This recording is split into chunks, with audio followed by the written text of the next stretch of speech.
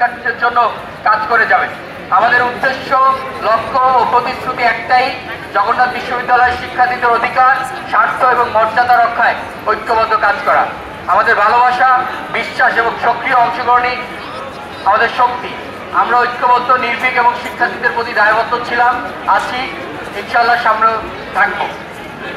প্রিয় উপস্থিতি, আপনারা জানেন যে আমাদের বিশ্ববিদ্যালয়ে আমরা যেই প্যানেলটি করেছি নির্বাচন কেন্দ্রিক, সেই প্যানেল নিয়ে অনেকে প্রশ্ন রয়েছে।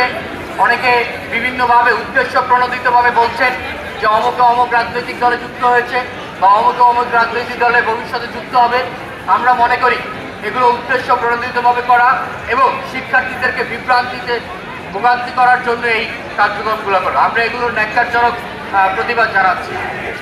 পাশাপাশি আমরা বলতে চাই, আমরা শিক্ষার্থীদের জন্য বিগত দিনে যেভাবে কাজ করেছি, শিক্ষার্থীদের অধিকার আদায় লড়েছি, সামনের দিনেও সকলকে নিয়ে দল মত নির্বিশেষে জগন্নাথের জন্য কাজ করে যাব। আমরা যখন শেষবার অনশন কর্মসূচি করেছি, আমাদের সেখানে দাবি ছিল আমাদের সম্পদ বৃদ্ধির ব্যাপারে স্পষ্ট রোডম্যাপ দেওয়া।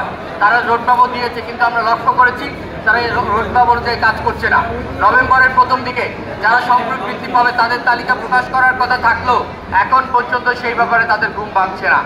আমরা তাদেরকে বলি, শিক্ষার্থীরা মাঠে নামার আগে, শিক্ষার্থীরা আন্দোলন করার আগে আপনারা এই বিষয়গুলো স্পষ্ট করেন এবং আপনারা এই বিষয়গুলো নিয়ে খুব দ্রুত শিক্ষার্থীদের মধ্যে বার্তা প্রদান করবেন বলে আমি মনে করি।